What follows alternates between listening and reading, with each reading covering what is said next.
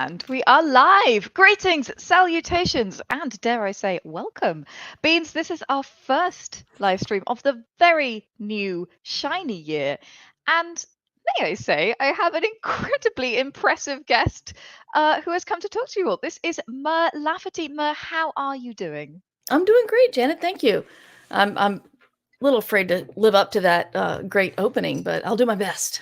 Oh, nonsense. Mer and I have already been chatting for about 20 minutes, and it has already been an absolute pleasure. So, folks, this is going to be a great one.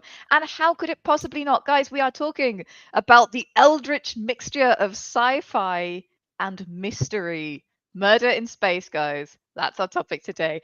And of course, lest I let it get away with me, let me introduce my guest properly because she's far too modest to introduce her wonderful self. Mur Lafferty is a Hugo Award winning author and podcaster, and her latest book, Station Eternity, features an amateur detective whose talent for solving murders ruined her life on Earth and drove her to live on an alien space station. Talk about piling crap on our MCs. Six Wakes, a clone murder mystery in space, was nominated for the 2018 Hugo Nebula and Philip K. Dick Awards, you clever clogs. She was also the author of Solo, a Star Wars story, a novelization of the movie, which was praised as the best adaptation of a Star Wars film yet. Way to go. And as if that was not enough, she's also the incredible host of the Parsec award winning podcast I Should Be Writing since 2005. And I've just learned she's also a Twitch streamer. So you can go and follow her at Mighty Mur on Twitch. Go do that right now. Go, go, but then come back because she's very interesting and you want to hear what she has to say. Yes. Uh, now that that is out of the way, Mur, give us just a soupçon, an elevator pitch, a 2-second description of your murder mystery in space book, Station Eternity. Tell us a little bit more. Station Eternity and the newest one, Chaos Terminal, that came out in November, are basically Murder She Wrote on Babylon 5.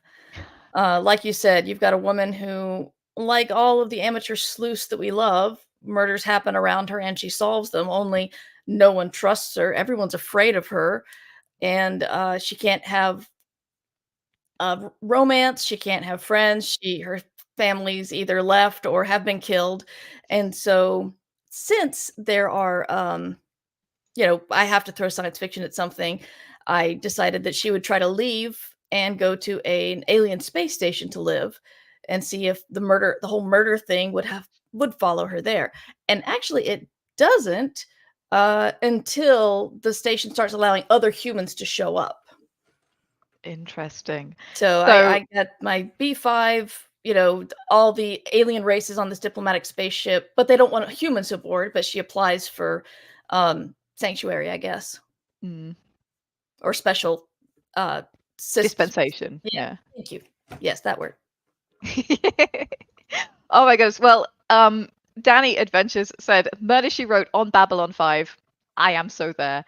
B5 references are selling me, says Secondhand Samurai. There's a lot of excitement for this combo. And folks, if you go to murverse.com, you can find everything, all things Mur, and you will be able to find her books and her podcast on everything else. So I do recommend you go and check that out.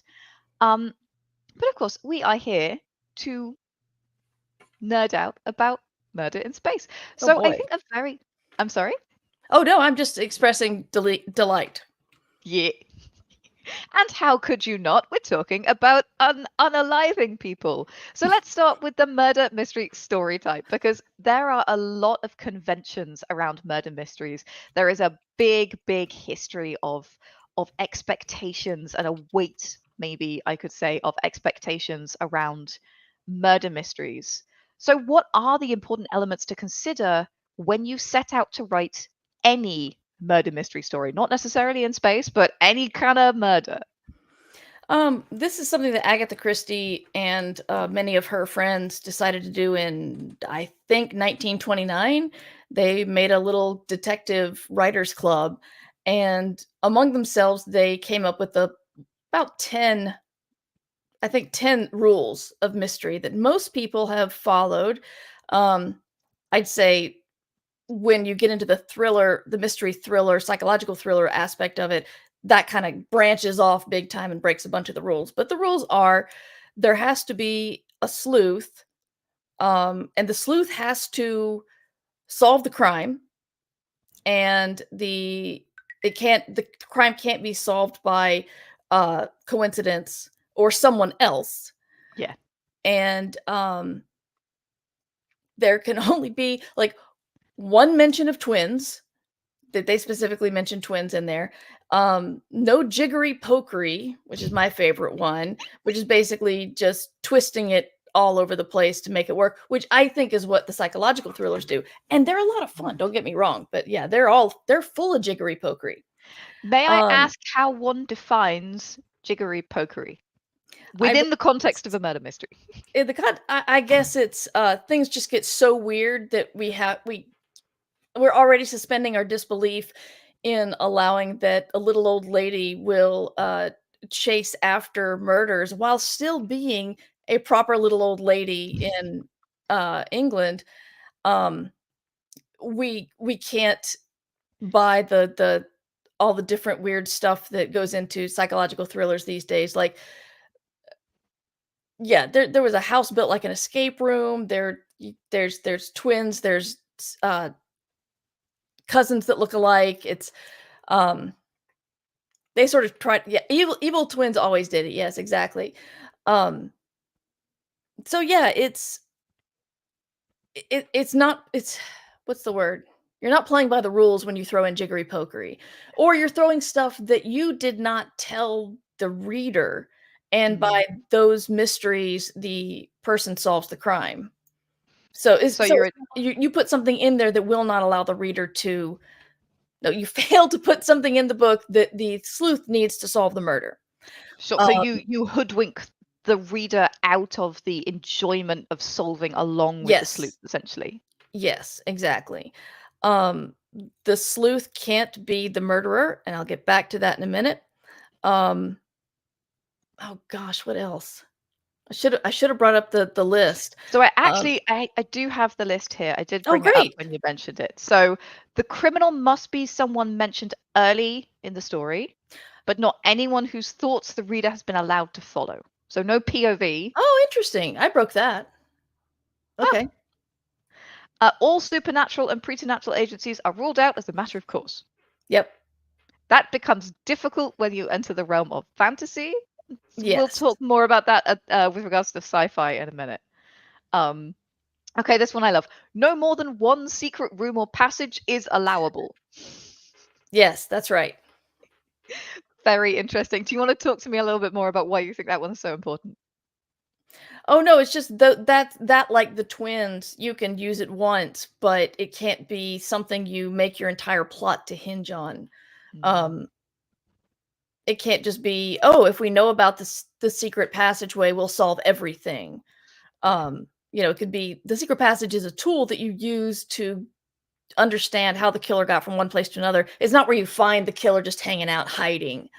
So, I think they just wanted to play a lot of this just boils down to playing fair. Yeah, absolutely. So it's also, I guess, like with the twins, for example, there can't be the one plot device to rule them all, where it's Yeah. just twins all the way down. Yeah. Um, no accident must ever help the detective, nor must he ever have an unaccountable intuition which proves to be right. Yeah, I'm not sure anybody follows that. I think Um, there are a lot of hunches that pay off, in my yeah, opinion. yeah. I mean, I can well, you keep up with the thing. Keep up with the list. I'll mention something at the end. Yeah. Okay, I'm gonna wave a flag here and say this list was written in the 1920s. Yes. Yes, because I'm about to say a word. The word is Chinaman. This is not a word we use anymore. This is No. problematic. I'm No. I'm I'm telling you right now. But what it says is basically, and I'm going to rephrase this a little bit. No just blaming the foreign person, Yeah. which is the language is problematic, but it's a remarkably enlightened philosophy of do not just blame the random foreigner because they are the foreigner. Enough of Mhm. that, thank you. Um, so as a random foreigner myself, that makes me very happy. Uh, the detective himself must not commit the crime. Yep. The detective must not light on any clues which are not instantly produced for the inspection of the reader. So that's what you were describing about hoodwinking a little bit as well. Mhm. Like the detective shouldn't find clues, but the reader doesn't know about them. Yeah. So the reader has to keep pace with the story. The stupid friend of the detective, I think that's a little harsh, the Watson, Mhm. by which we might say the audience surrogate, a bit more kindly, must not conceal any thoughts which pass through his mind. His intelligence must be slightly, very slightly, below that of the average reader. Oh, wow. I forgot the average reader part. That's a challenging one to pitch. How would you approach that one? Um,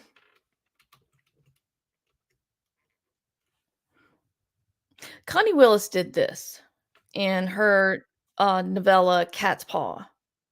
Um, and it's told from the point of view of the assistant, and unfortunately, to discuss these mysteries, you have to spoil them, um, where the let's see if I can sum this up, I'm sorry. There's basically a terrible person, absolutely awful, he's about to ruin his sister's life, he's, a wretched, just awful person, and, his sister is trying to do nice things for animals, we'll just boil that down, and then their father is horribly abusive, he's, like, bedridden, but he's horribly abusive to every nurse he has, and so, the father's murdered. And, by the being nice to animals thing, the woman has, given sort of words are failing me today. I'm sorry. I'm a pro writer, but You're it's fine. Friday, so they're all gone. What do they call uplifted when they take an animal and increase its intelligence to be like a lower level Okay. human Yeah, kind of thing? enhanced. Yeah. Right. She's done that to a couple of apes, and so she has these apes as servants around her, and she's very loving of them, and they'll do anything for her. And so the old man dies, and the brilliant sleuth puts it on the brother because every single piece of evidence points to him. And then the assistant's thinking, wait a minute, the cat's paw, which is the using something else to get what you want, which is like sticking the cat's paw in the fire to pull something out kind of thing. Um, they had said that the apes loved when the nurse read this guy's books about his Sherlock character. And she loved the one about the cat's paw the most. And he realized that the apes had put together the murder. And but it was like a terrible person was died, somebody who would have caused a lot of damage to a lot of people got pinned for it, and the sleuth was walking off going, "Look how smart I am," and the Watson character is like, "Should I tell him?" That's so So, interesting. Yeah. yeah, so it's interesting. One thing I love about mystery and a lot of genre rules, the the romance rules about happily ever after or happy for now do not apply, but a lot of genre rules is once they set up the structure, a lot of them just went and blew it anyway. Mainly Agatha Christie, who had no sleuth in And Then There Were None. Um, uh, sorry, no sleuth and there were none. The narrator, not the sleuth, but the narrator is the murderer in Murder of Roger Ackroyd. And then the sleuth does commit a murder in Poirot's Final Case. I'm sorry, these are very, very old books.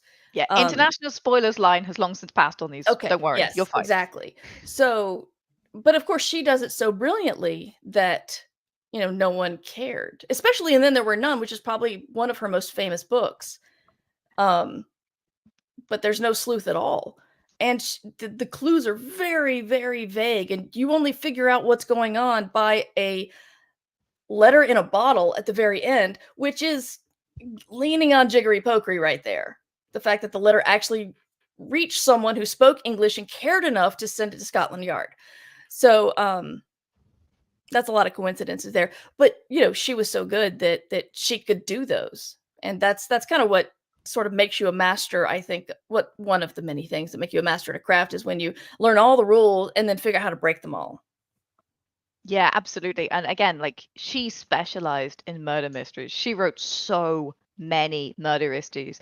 And I think she did one of the reasons that she's always quoted is she specialized so much that she really tested and tried every single permutation and Mm-hmm. stretched every rule, as you said. It sounds almost as if, and I have nothing to back this up except, you know, my knowledge that writers are perverse. She wrote down these rules and then went through the list and tried to break every Yes. single one of them in turn. And that would not surprise me because that's the kind of thing that writers do.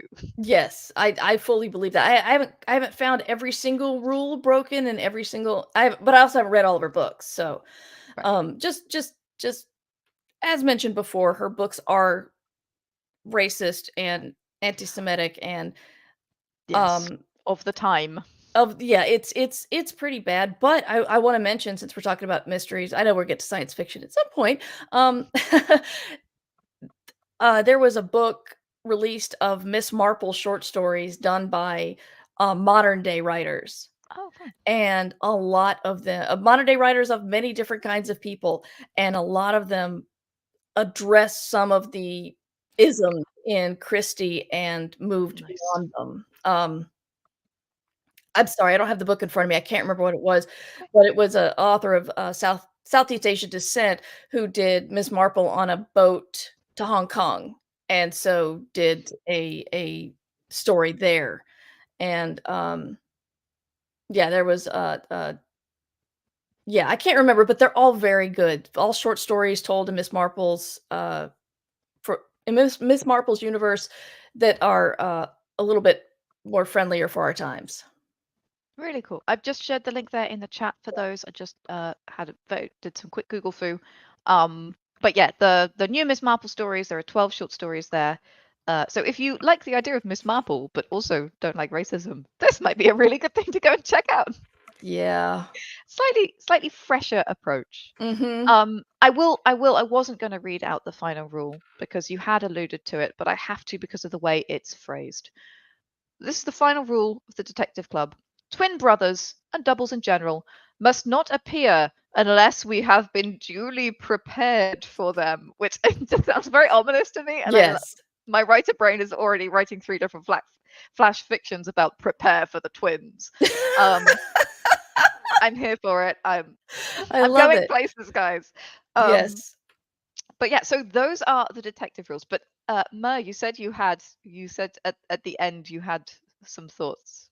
Well, I did go ahead and interrupt them about the things that Agatha Christie did, but, when I realized see, I sold 6 Wakes because I thought, like, clones in space sounded cool, and Yes. I don't even remember when I decided that they were all murdered by themselves, and, but that's when I sold it, I literally hung up the phone with the talk with the editor and went, "I just sold a murder mystery.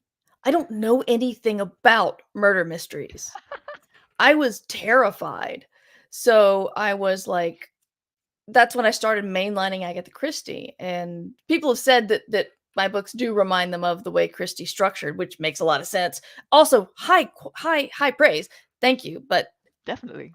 also she's what I based a lot of things on, needing to um she puts suspicion on almost everybody in her stories. It's I think about some of the people that I suspected in some of her books, and they had almost no motive or opportunity, but they had some, a tiny bit.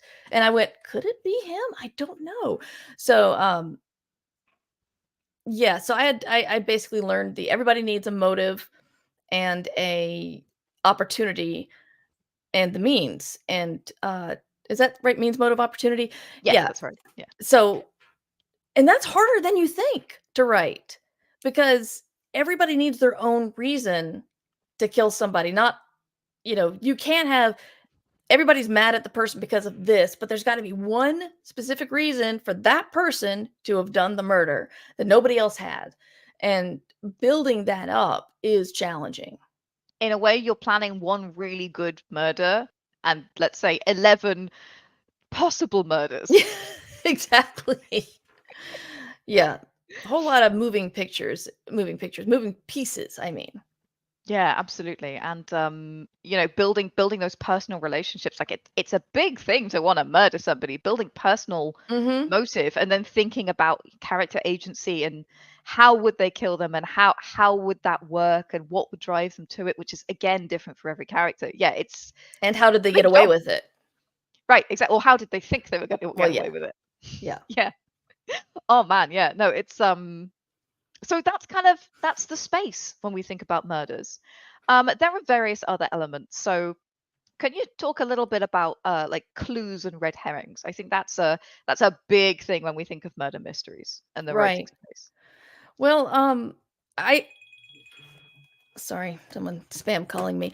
I see the red herrings as as a more obvious reason to kill somebody that everybody notices. Mm. Um, and but you're leading them in the wrong direction. I always think about Evil Under the Sun by Agatha Christie. There's a woman strangled, and they bring up that her stepdaughter, who hated her, is a teen girl with very large hands, and I think her very large hands are mentioned once, and I'm like, "Ha! It's her! It's her!" It's not her, but it's like that was one thing because they pointed out, like, could a woman have done this? Because a lot of that they bring that up a lot whenever someone is killed, physically by not gun or knife, but strangled or beaten to death or something. Like, okay, well, we can rule out all the women, but then Christie puts in there that the stepdaughter hated her and has very large hands, by the way. And I'm the one who really glommed onto that one, and I was totally wrong. Um, so it's everybody has the motive, but some motives are more obvious than others, and I think those obvious motives are the ones to steer people away from the actual murderer. Yeah. I But I think do I do and want can I mention one more rule thing? Because I totally bring it. forgot about it. Um, 6 Weeks is not a cozy. 6 Weeks is a lot darker than my current series, but, Station Eternity and Chaos Terminal are totally cozy mysteries. And cozy mysteries are an amateur sleuth, a small town, which a small spaceship, a small space station, I don't know, but people really like small towns. Um, and, they have to solve it. There's no like, "Oh, the person got away." And, yeah, it's the solving at the end without a lot of loss on the sleuth's part. A lot of crime fiction has somebody going through something really big and really intense, and they lose something interior or exterior as they solve it. And, you never see Marple or Poirot in danger. Oh, no, Marple gets in danger at least once that I can think of, but it's very rare. And, but also the person's caught at the end, and I think that's one of the biggest things about cozies is and why I like them is everything's okay at the end. And Mm. for people who want escapism in their fiction and don't wanna have that, "Oh god, the killer got away," feeling, it's, I think that's one thing that makes it cozy because cozy murder mysteries are kind of, a contradiction if you think about it, but, there are aspects that people love to just pick up and read and think, "Oh, something terrible happened, and then it got solved by someone like me. That's nice." So, yeah. Yeah, absolutely. It's a very interesting juxtaposition of, on the one hand, murder, on the other hand, what a lovely small place where nothing ever happens and everybody Yes. has these lovely quiet lives and nobody Mhm. has terribly strong motives, but murder. But also, it's a Yeah. very odd juxtaposition. It's been repeated so often that we just kind of take it for granted at this point. The cozy murder, I think. Yeah. It's Yeah. very interesting. Um, I think you've touched when you talked about the small town, when you talked about the space station, you've touched on another thing that can be really important for the murder mystery is the limited suspect pool. Mhm. It cannot be everybody in the phone book. It has to be, okay, there are this limited number of people who it could possibly have been, because otherwise it's impossible to write the book or Yeah. the RPG or whatever it is you're doing. If you don't have a couple of persons of interest, then really it's just super difficult, right? Yes. Yeah, it's and I think I might have moved the book a little bit further from what my editor wanted, but there are alien suspects in the first book, but the second book does not have alien suspects. There's a B plot, and this is something that I didn't plan for, but it kind of turned into this that they're on a station and there's a ensemble cast, and in the first two books something bad happens to the station herself. She's a sentient space station, and there's also a murder. And where the amateur sleuths on Earth, the law enforcement's like, "Oh, you're meddling again. Get out. We don't need you. I don't care if you're smarter than I am." On the station, security's like, "Everything is falling apart and we can't deal with your little human murder problem. You do it." And so she's actually placed in the responsibility of solving the murder because the station can't deal with it because they got so many other things happening. And I didn't really plan to set that up, but that's kind of how it landed, and I'm happy with that structure. But there's always it feels like there's a B plot of mass horribleness happening on the station, and the more important A plot, which is the murder. So that balance was something I struggled with a little bit in book two, but I have a good editor, and she got me back on focusing on the right things. Fantastic. And I think that when you're planning, particularly when you're doing serial murder mysteries, I think that development of space, that development of character, that's something that is something that adds so much richness. Like that's something that's really the hallmark of very fine detective series, essentially. Mhm. Yeah, you got to know what to expect in these kinds of cozies. You know that um the TV show Broken Wood, which is New Zealand murder mystery, uh does this with a couple they have more people in the cops' lives that show up frequently, unlike a lot of other like Midsummer Murders or most of Christie's stuff. You don't have characters who live around the person who show up more than once. Some do.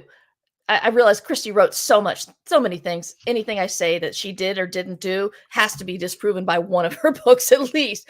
But overall, but Brokenwood has this, and you get attached to, when one character shows up, things are going to get kind of weird, but will reveal a clue. And when somebody else shows up, she's going to bring something delicious, like the lady in Father Brown who makes the strawberry scones, and those little characters actually I think they add to the setting because they don't really have character growth. So I see them more as part of a setting than another character, but they're important, I think, when you get serial. Yeah, their mood and ambience, and they're also touchstones from book to book, I think, for the reader. Yes, exactly. So we've talked a whole bunch about the murder mystery type plot, and I always like to touch on this. What are some common problems that writers encounter? And do you have any tips for them? Because murder mysteries, there are, as I said, there are some elements that are in common, which means often there are some problems that they have in common as well. Sure. Um it's the it's setting up the suspects and making sure they each have the means, the motive, and the opportunity. And that could be difficult because they all have to have a unique means, motive, and opportunity.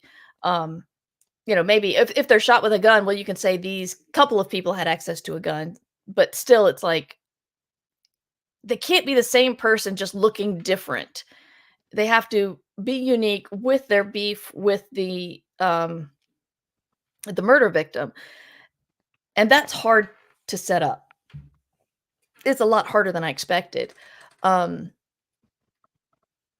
I think another thing has to do with I don't know if mystery writers who are already established have this problem still, but for me, is this a mystery? Because I really need to find out who said this because somebody told me this and I thought it was brilliant. It's like when you write your book, you're inside the Statue of Liberty and you're looking up at all of the girders and the supports, and it's dark and you can see exactly how everything was put together, and it's a big mess. and you forget that your readers are on the outside looking at this gorgeous statue. They're not going to see the thing you put on page 46 as the huge bright red siren that says this is a major clue, don't forget about this. They're not going to see it like that. When you think I'm putting in a big clue here, it's obviously going to be big clue to you. But your reader might catch it and think, oh, that's interesting, I'll keep that in mind, but it's not going to be so obvious to them. So remember that you look at your book on a very different level than your reader does. And I think this is good for all writers to remember, but most importantly for mysteries, because when you think your mystery's not holding together, well, some mysteries don't. You could be right, but you could also be quite wrong, because you know you can't see it from the first time like somebody else. Yeah, absolutely. Moonlight Bard says that Statue of Liberty analogy is exactly what I needed to hear today. I've heard Excellent. it described as well as it's like embroidery, where you Mhm. know all of everything that's on the back, all the messy Oh, bits, but they yes. only see the pretty bit on the front, and you've like knotted your thing. There's cat hair in it, like I Yep. don't know, crumbs, whatever, all Yeah. on the back. The front is pristine.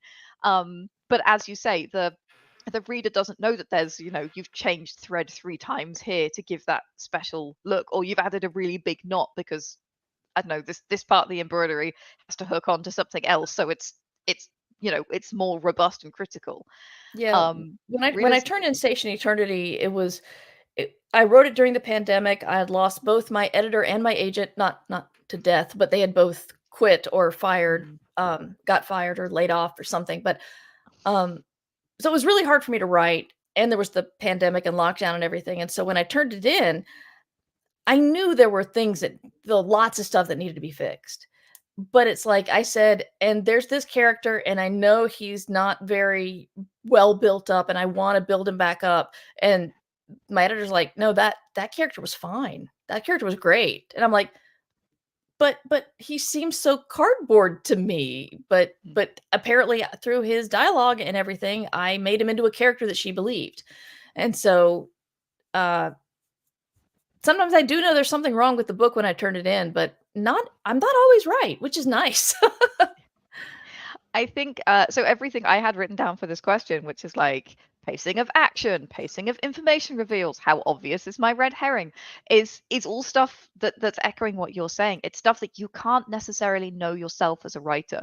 You Mhm. have to give it to somebody else to give you the feedback. And I think that's one of the biggest things about murder mysteries, because it's not just about suspending disbelief. You are playing a con on your reader in a way. You That's have brilliant. created an escape room for them, and they need to go through the escape room with fresh eyes. You cannot do that for them. Um, so you really rely on beta readers, on editors, on external people, Oh, so yeah. much more, I feel, than other genres potentially. Yes, I don't use beta readers, mostly because I turn my stuff in at the last possible minute. So, I don't have the book done, like, 3 months before, which is what I'd wanna give a beta reader time to look at it. So, but I do trust in my agent and my editor and their advice. Yeah. So, I yeah, if I were doing self-pub, I would definitely hire an editor and have some beta readers. But, yeah, I just depend on the people whose job it is to do the book, because just I don't create the time I don't create that padding in there. I think it's an ADHD thing, I'm not sure. No, I totally understand. And again, if you have people to fill that role for you who are professionals, that's also great. It's a slightly different role, but they do the thing you need them to do. So, Yes. hooray. So we've talked a lot about murder mysteries and how they work and how they can go together. And folks, I will be releasing a blog post over on World Anvil, blog.worldanvil.com, with those rules from the Detective Club and some other bits and pieces, and a link, of course, to the YouTube video of this podcast. So if you are curious, you want to come and have another listen, you'll be able to do that as well.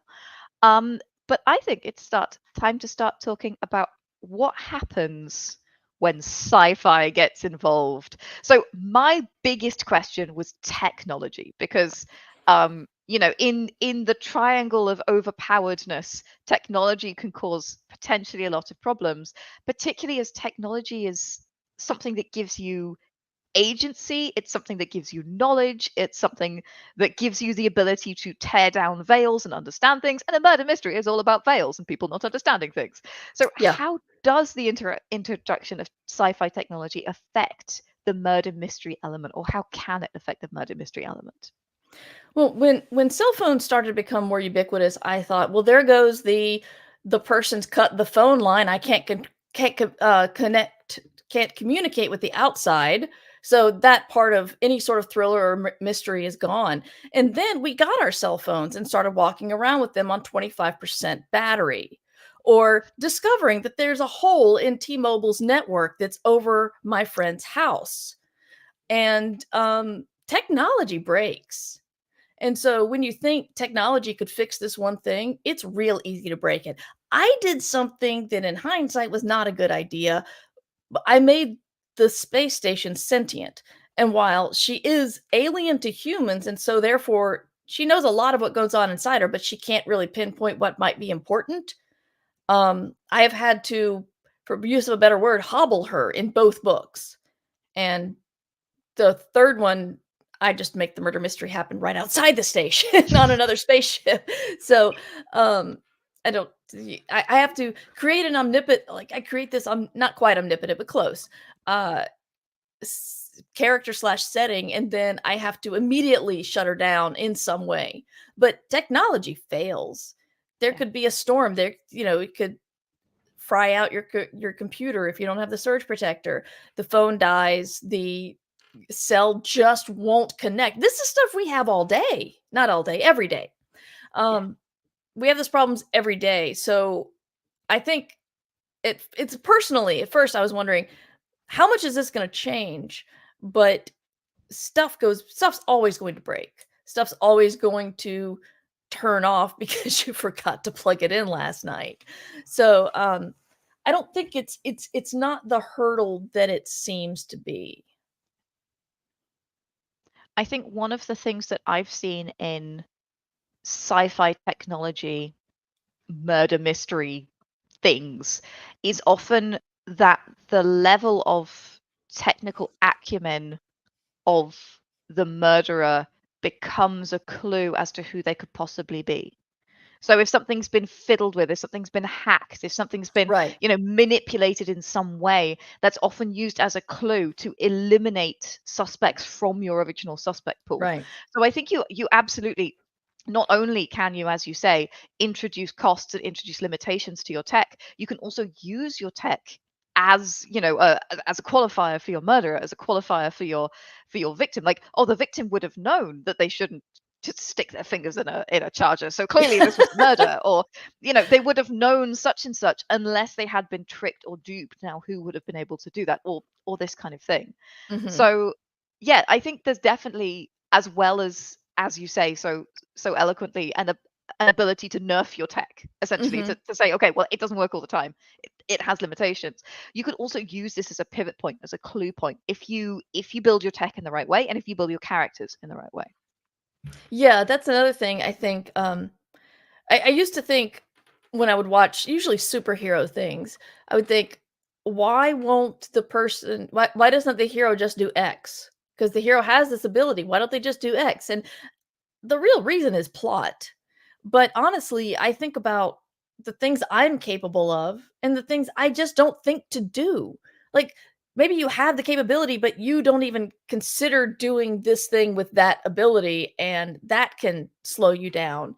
Um, so yeah, it's you could even have somebody with the ability, but they didn't think to do it, or they weren't in the room, or yeah, I'm a computer expert for Macintosh, not PC. So uh little things like that. I love that. I think that's that's really astute. And again, there's a lot of space to play there. I think once you get over the fear, there's a lot of opportunities there.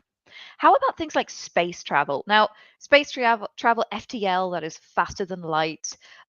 is often something that makes authors go, yeah, because it can introduce complexity, it can introduce issues. How does space travel affect the murder mystery story type? One of the things that I thought of here was, if somebody's running away, they can run away really far, really Mhm. fast, and it's quite hard to catch them. Yeah. Um, I fully admit I am not a hard sci-fi writer. I did Yeah, some it's funny is, the book that was, nominated for all the awards, 6 Weeks, I did a lot of research into things like, bodily fluids and zero gravity. That was a lot of fun. I have a astrophysicist friend who just delighted in telling me everything that happens to blood in zero G. But, wow. and then space like, possible space travel, and not FTL, but certainly fast. Um, and then I just totally hand waved all the clone stuff, all the printing your brain on a computer drive, whatever. I just hand waved all of that. And then Kirkus Reviews did not like the book because they didn't think my space travel was believable. And I'm like, you mean I got away with all the cloning crap? And the stuff I actually did research on you don't like? Yeah, you just can't please everybody. But again with space travel, and we've experienced this a lot in Star Wars and Star Trek, is stuff breaks down. Absolutely. And I think one thing it does is it forces us to come up with more interesting um solutions to things. If there is someone you need to follow in the if you need to follow somebody in hyperspace or via FTL, that just it's that's just a challenge to you. I don't even think that interferes with the whole murder mystery thing. That's just something sci-fi writers have to do. I will say again, that's right. That's where I was going with the talking about the stuff I just hand waved. When you write stuff in space, there's there are big decisions you have to make. Do you need to tell everybody exactly how the FTL works, exactly how the cloning works, exactly how everyone can understand everyone else?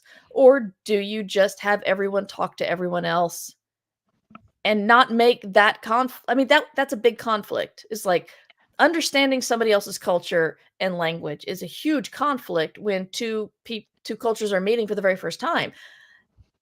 If you don't want that conflict, you just blow past it. And I am going this is not my idea, this is going off of Star Trek, sometimes Star Wars. Yeah. Even if the alien talks to the humans, they're like, "Oh yeah, I'll take one of those." It's like, "Okay, well, I don't know what that guy said, but apparently you do." Um and yes, ditto for space travel. It's you have to decide how realistic you want your conflicts to be with regards to actual science stuff. And if you want to tell a cozy space murder story, you breeze past that and you give a little bit of information. Actually, I've had fun creating conflict with my information is there's a universal or a galactic wide database of languages. And so as human languages started to get put into that, um, and everybody has a device in their ear completely stolen from Douglas Adams and the Babelfish, that translates for you, but it doesn't translate things like idioms, and it doesn't translate slang, and it doesn't translate and humans can walk around and hear and understand everything that's said to them, but they can't read. And so I've put smaller conflicts in about communication. Body language is another thing. I try to make the body language very weird for every alien, so the humans have no idea what they're actually presenting. Um, and so that's been a lot more fun to me than try to figure out how to tell a whole linguistic aside of how we deal with this problem. Yeah, absolutely. You put the world building in motion and let it be part of the setting and part of the conflict as well. Yeah. I love that. I mean, that's how we do. So funny enough, my next question was about aliens. What kinds of opportunities and complexities did that bring to the murder mystery story type? I think the biggest one is the hard thing about aliens is that people want a character they can identify with, but they also want an alien. So Yeah, it can't weird be but not too too alien. weird. Yeah. Yeah. Which is why, like, every alien in Star Trek is, like, bipedal and humanoid shaped with a funny nose or funny head, forehead or something. Um, but I tried to just think of different cultures because I try to give the aliens different cultures and different opinions on things. They're not everyone is the same as the next. But I tried to think about the things we hold sacred as humans. And that would, for example, be murder and the treatment of a body after it's dead. Like, I haven't studied every culture on Earth, but I'm pretty sure that almost all of them, you don't desecrate a body. It's like that's pretty sacred. And so I tried to think, okay, what would a group that did not think of a body as sacred? How would they respond to a murder? How would they respond to, someone took the body away? How can I investigate this crime? And they don't see the problem. So I tried to take a lot of things that is a more universal sentiment of humans and then give somebody else a completely different concept of it. Um, tried very hard not to map any alien onto a non-Anglo-Saxon culture. Um, so yeah, it's thinking big in humans and then filing it down small to aliens to get the contrast there.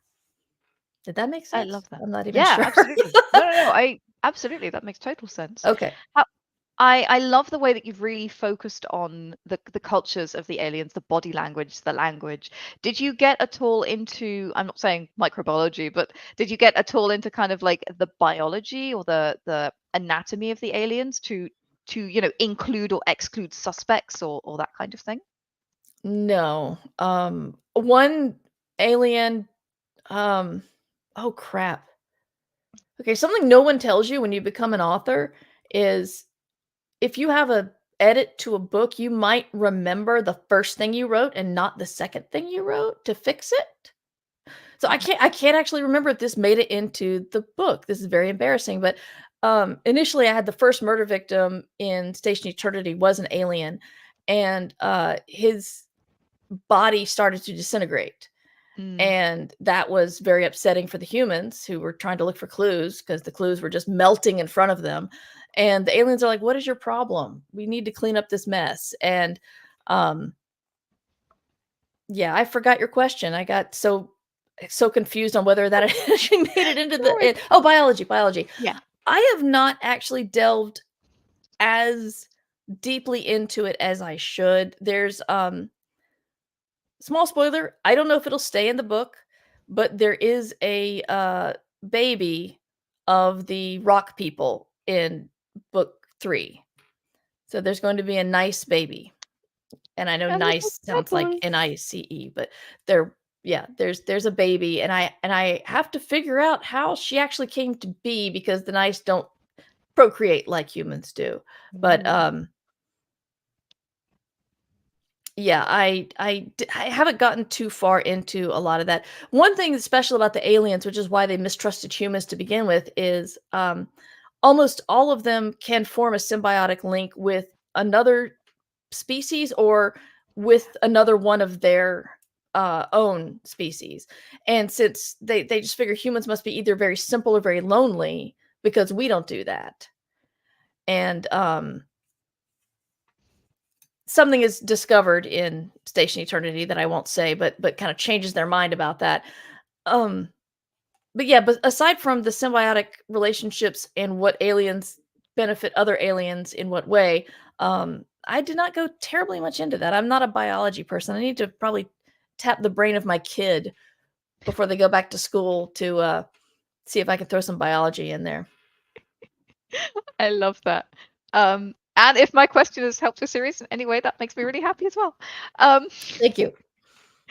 um, so we've talked a lot about sort of the general rules and a lot about your experiences. What for you is the draw of writing murder mysteries in a sci-fi setting? What was it about that that made you go, I need this?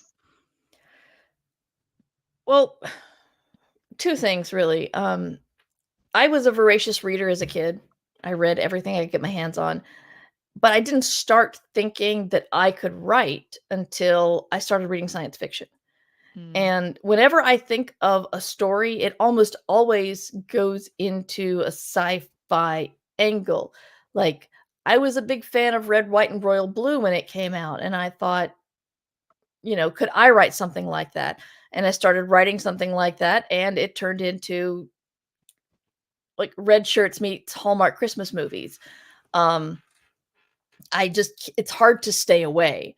Um, the other thing is I'm a very literal person, and I'm 50 years old, and that I know that implies that I'm not very smart, but I'm just accepting the fact that I'm a very literal person. And so I love amateur sleuth TV shows. I love the books, but it always bothers me that nobody points out, why do people die around you? What is wrong with you?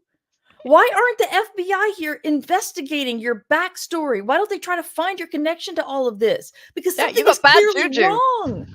Yes. Why would anyone date you? Everybody she dates, someone dies either near them on a date or like he brings her home for Christmas and the next door neighbor dies. I mean, it's like they Yeah. would not be as well loved as Marple and Father Brown and Miss Fisher, and they would be very much mistrusted. Yeah. And so I was thinking, um, there's what would I do if that happened to me? I was assuming everybody would hate me and that I would be afraid to be in your crowds. But then of course, because I always think in science fiction or fantasy, I'm thinking, well, I could run away to Babylon 5. There aren't a lot of humans there. So that's when the science fiction came into it, where there's an alien space station where they don't really trust humans, so we're not like welcome there very much, but there is communication between all the species. And what if you just said, "Hey, can I come aboard? Here's my really weird reason." Um and then my other main character, Zan, is also living on board for a very weird reason in that stealing again from Hitchhiker's Guide to the Galaxy, a passing spaceship decides to pick him up, and then autopilot engages and takes him back to the station, and the people inside are basically drunk teenagers who've been they're nice, and they're been on Earth drinking lava and getting drunk and hitting on rocks in the Grand Canyon, and then this ship, also sentient, decides to pick this guy up and can't take him back, and so that's how he got on board. Um, I just my thinking always goes into weird science fiction fantasy, and almost always starts with me looking at something very logically and going, why isn't anybody else, or literally rather, uh looking at something literally going, why isn't anybody else mentioning this? We were playing Baldur's Gate. Baldur's Gate is on almost all the time at my house because we have three of us playing. Nice. And I was looking at a fight my kid was having in the streets of Baldur's Gate, and I'm like, nobody else, like no other mages or druids are here slinging spells around. No one's just casting Featherfall to jump off a balcony because they can't be bothered to use the stairs, which is what I would do. And it's like, why is nobody else using this magic that we find so available to us? It's like that's where my mind goes in things like that. I just kind of pick out a literal problem. Oh, and also with computer games, it's like, okay, I'm almost dead from being chewed on by a dragon, but I could drink a health potion and be fine. I walk into a town and there's like plague or someone's gravely injured and they're lying there and they're moaning and they're suffering. And I'm like, I have health potions. I have beans that if I eat, I will get health back. Would you like some beans? Would you like a health potion? And that option's never available to me. That always makes me Right? angry. It's like, why was I able to get eaten by a dragon and survive, but this guy gets mauled by a boar and we have to watch him die a horrible death? Yeah. My favorite is the unbearable power of cheese in Skyrim, where you can get eaten by a dragon almost to death, as you were saying, open Yep. your enormous bag that contains only enormous wheels of Mhm. cheese and cheese your way back to health. And Exactly. somehow nobody else is as healthy as you, despite the fact that you just eat Everybody like else has cheese too, yeah. everyone else Y has cheese. You've stolen most of it, to be fair, because it's Skyrim, but yeah, Yeah. The thing I had with Skyrim was, I was attacked by a dragon I didn't see coming. I don't think I had the sound up. You have to have the sound up with Skyrim. yeah. And, Those dragons can sneak up on you. yes, so I was on top of a hill, I was all alone. Lydia had I don't know where Lydia went, and I realized I had a bag of flour in my bag. So I ate a raw bag of flour and Oh man, survived. that's not healthy. No, it's not. But somehow I could eat a raw bag of flour, get the health points back, and defeat the dragon. So yeah, Yeah. I Do that not do that kind of this stuff. in your world building, my friends. Do not do this. Yeah, and actually something I'm working on right now is based on me going, "Who the hell puts health potions and magic swords in a chest in the middle of nowhere in games?" So that question has led me into what I'm working on right now, but I don't wanna say anything else because 'cause I'll probably talk myself out of writing it, but No, write it. You must write it. yes. Coffee Cup Cat says the unbearable power of cheese. The name of my garage band. Cat, Yes. I salute you. Um, yes, good. Okay, so in our very last few minutes, it's been sci-fi in space. Any final thoughts for our audience who may be sitting there thinking, huh, I want to write a sci-fi novel in space or a sci-fi game in space? What would you say to them? I think a lot of writers are one of 2 minds, and that is, I don't want to be influenced by any other thing, and so I won't read the genre I'm writing. And also, people say I should read outside my genre, so I shouldn't read the genre I'm writing. And other people say, "Well, you're gonna be influenced by every single thing you read ever, and so you might as well see what other people are doing in the genre." I kind of fall in the middle because I think you need to understand what other people are doing so you know what's happened before. You can't sit there and go, "Look at this brilliant thing I've done." Like, the author who made the fantasy story about the giant and then said it wasn't fantasy because fantasy's stupid, this is more of a metaphor, and the rest of us are like, "You think ours aren't?" Um, it's like so you need to know what's come before. I actually had an idea to stream a playthrough of Baldur's Gate to make everybody a bard, and I thought that was really original, and then I looked on YouTube and found, like, everybody talking about their all bard parties in D&D. Some songs have been written by an all bard party. It's brilliant, it's very fun, and I'm still gonna do it, but I don't feel so original anymore. You need to read within your genre also because you might get an idea from what they do, and that doesn't mean you're copying them. That means that you could see a scene and think, "Well, how would I tell this?" And then that can give you an idea into another place. Where I say maybe stay away is when I was writing Six Wakes, I was reading one of the books in the Expanse series, and they're both sci-fi adventures, but their book's an epic. It's there's no my book has 6 characters, their book has a huge ensemble cast, all that stuff, but I was loving the book so much, I was feeling very bad about myself and my own book, and I had to put it down just to have a clear mind when I was writing. So, do read in all genres, don't necessarily avoid the genre you're writing in, but if something starts to make you feel unhappy, move to something else. I think that is some very fine advice, just in general. Great writing advice. Mer, thank you so very much for joining us today. Thank you, Janet. This has been fun. This has been an absolute delight.